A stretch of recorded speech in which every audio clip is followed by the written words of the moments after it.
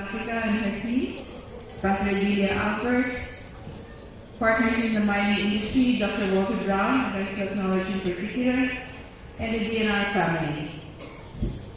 I wish to greet and congratulate the officers of the Philippine Mine Safety and Environment Association, led by its president, Mr. Luis Sarmiento, for successfully holding the 68th Annual National Mine Safety and Environment Conference.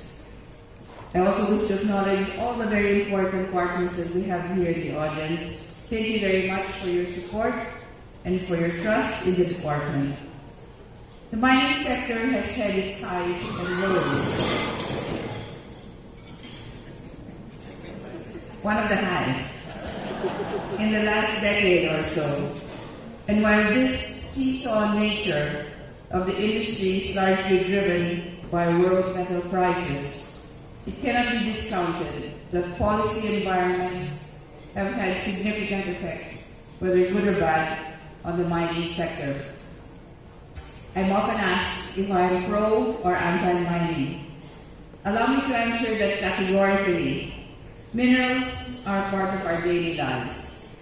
They are used in one form or another across all industries. In light of this, I support responsible mining within the context of our goals for inclusive, resilient, and sustainable development. Minerals are needed to build an industrialized and digital society. Moreover, strategic minerals such as nickel and copper are required for the world to transition to clean energy and mitigate climate change towards a low-carbon future. Having said that, the main task moving forward is to frame and define what responsible mining truly is in the context of our own Philippine development plan. One of the staunchest critics of the mining sector mentioned to me once that he too is pro-responsible mining, as long as we are able to agree on its definition. Our team has worked hard on this, and we continue to do so. To accomplish this, we have met with many industry leaders, including Dr. Brown, Sir Jerry Remo, and other groups who represent the range of interests for and against mining. We are also privileged to be able to meet with the women of Diwata later on. I'm looking forward to that in light of our push towards equity, inclusivity, and diversity in this industry. Their insights on enhancing these are really key towards inclusive development. The questions before us are whether our laws and policies respond to the current and emerging science, technology, and practice, and whether compliance then ensures and supports responsible mining. What are our metrics? What are the quantifiable levels of environment and social protection, community improvement, and the economic gains for the host local government unit and for the country in order for mining to be considered truly responsible? Responsible mining builds on regulatory compliance that goes beyond the number of trees we plant or the number of people employed. It begins with a mindset that specifically addresses the resilience of people and planet within the core business value cycle. It is a commitment to deliver not only profits to the companies, but to be an agent of ecological integrity through environmental improvements, and to be a champion for social progress and empowerment. It's a mindset of constant progress in all aspects of our triple bottom lines that ensures no one is left behind.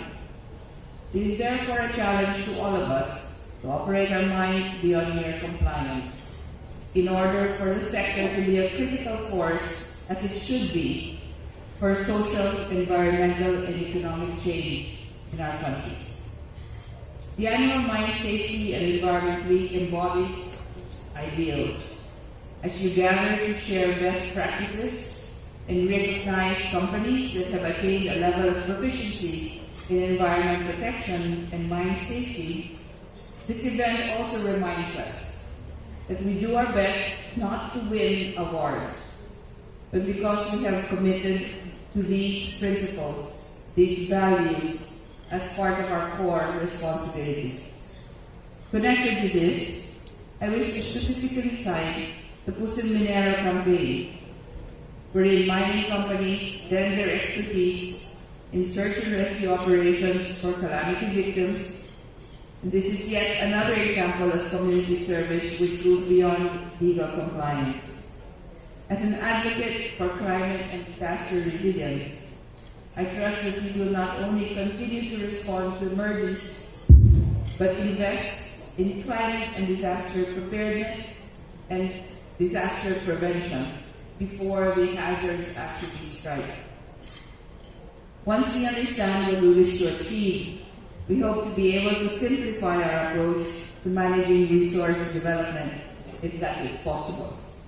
The mitigation hierarchy that is used in many biodiversity projects and in collaboration with the mining sector is a good place to start.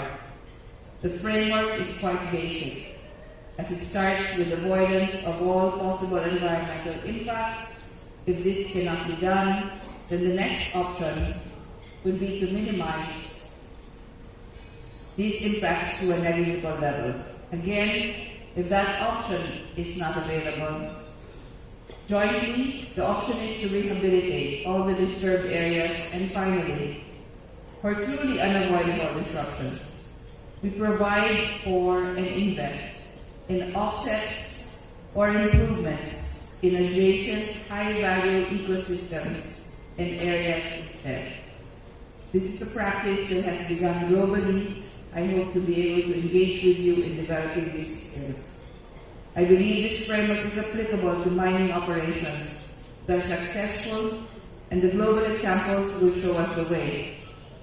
Strategically, we can co-create solutions within this concept and framework together. A priority program of the DNR that the mining industry may be interested to know is the establishment of the National Natural Resources Geospatial Database. The goal is to be able to have in a single database all the information related to the country's natural resources.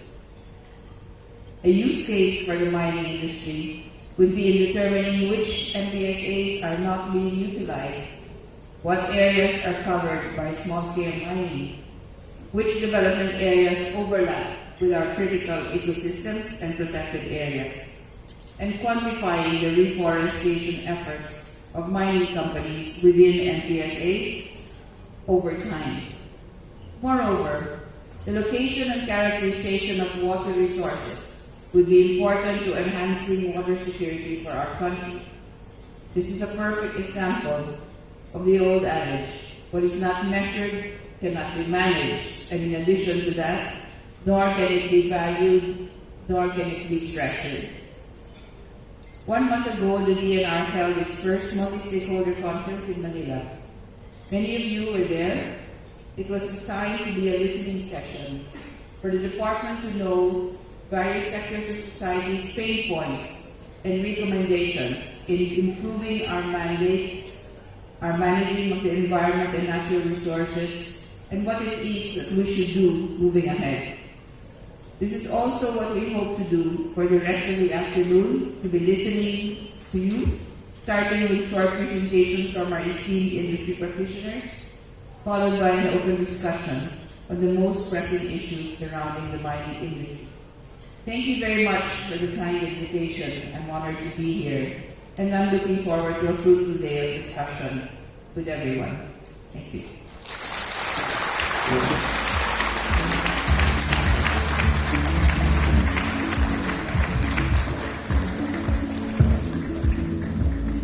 Maraming salamat po, Madam Secretary. A very strong and clear message to us in the industry that in our pursuit of our mining operations, we have to be guided by the definition of responsible mining, and whatever it is, we have to agree on this